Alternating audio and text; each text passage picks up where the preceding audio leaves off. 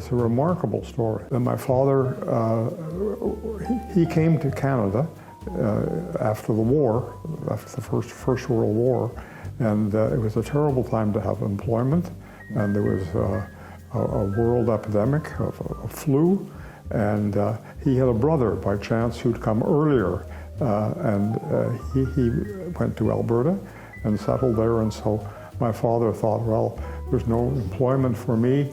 He even thought of making a career in the Army, but even though he had a very, very distinguished record in the war and had the Military Cross, and but there were so many other people who had something similar that, in fact, he didn't have a chance to enroll to have a career in the Army.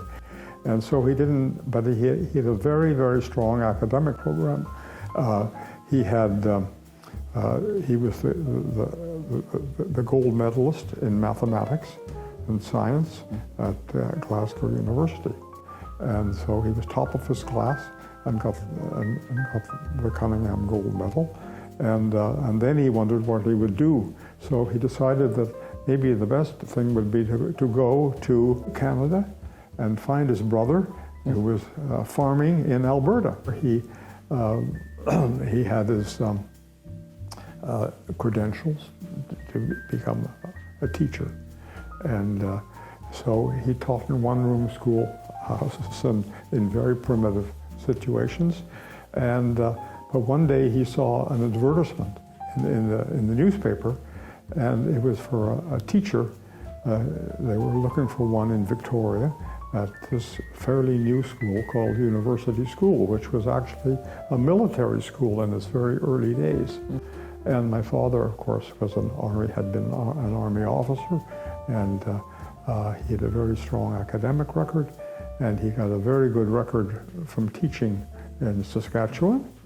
And so he was appointed sight unseen. In the late 20s, there was an opening, and they went to my father and asked if and he'd been the senior housemaster fairly quickly, and would he become the head of school. This was in 1929. He became the headmaster, and he was there for 2 years. Every summer he would go out and visit families and try and find students. He was on one of these missions somewhere in Alberta. Much to his total surprise, he got a telegram, which has been well recorded, and to say that as of today, we've decided that we're going to make a change as a head of school. You may be a teacher at the school. You can continue to work there. We're happy to have you, but not as headmaster. So you can imagine he was absolutely shattered. And what he knew best was school teaching, and that he would open his own school. The name for it, which was his native village in Scotland, was Glenlyon. And so he literally had maybe 4 weeks to get everything put together.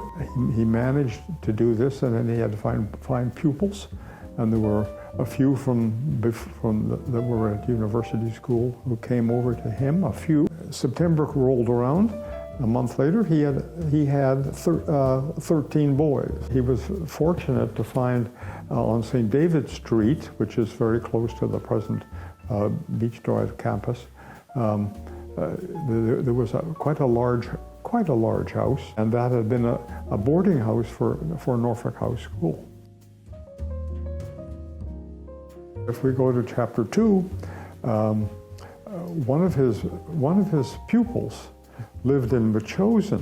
Because it was so far out, he became one of the weekly boarders.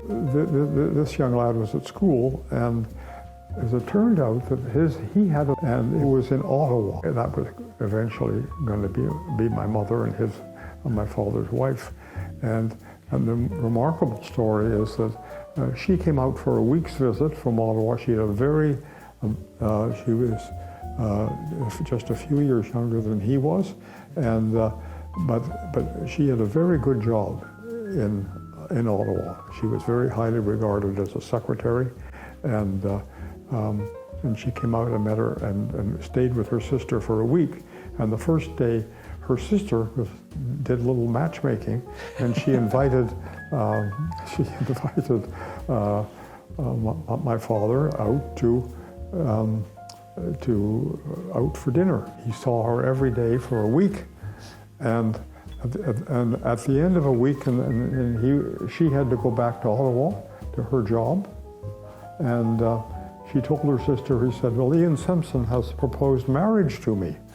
And she just about fell off the chair, and so that's what happened. He had a week's courtship, and he also had from that, when she left, they corresponded by post every day back and forth to Ottawa, and they hardly knew each other really, and then she got a ticket and decided that she would come out and accept his offer of marriage, and they were married in December and the Christmas holiday, and they had a short honeymoon in Seattle and came back to Victoria, and she moved into this very, I mean, she was taking, I think, a huge gamble to go from a fairly comfortable position in all ways, and she had family in Ottawa, and she was highly regarded, and she was secretary to a cabinet minister, and was very, was a very able person. That was it turned out to be a very fortunate thing for my father and the school, because she had the smarts to look after, to take on the non-academic work at the school. She was a very bright woman, and worked very hard on behalf of the school. So the next step was that one Sunday I believe they were out for a walk on Beach Drive, and they looked and they noticed this property for sale, which is quite a bit more substantial than where they had now. And as a result, I'm not sure who said, "Wouldn't this make a wonderful school if we moved there?" And my father said something like, "Well, you've got big ideas, but we don't have any money." And my mother said, "Well, at least you could have a look. Go. It's been on the market for 5 years." And this was Mr. Rattenbury's, of course, his home. And he had moved to England. He was living in England at that time. So it turned out that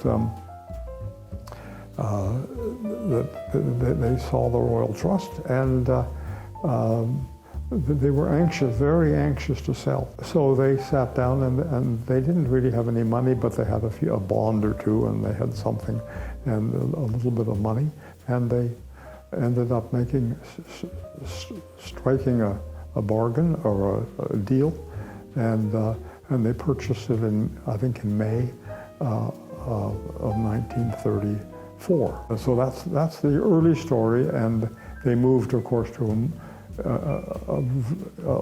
a beautiful property and a much larger one, and suited 30, 40, 50 boys. Okay. And my father often would say, "Oh, we don't need more than, I'm not looking for more than 40 or 50, because some prep schools in those days were quite small, number." So I've left some pieces out, but that's how they moved soon after the marriage. They were lucky everything fell in place.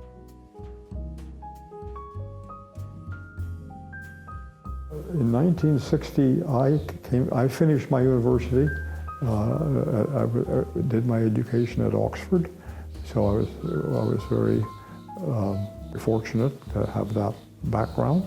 And so I came in 1960. I was 61, and I had taught for a year earlier to see if I really liked the teaching.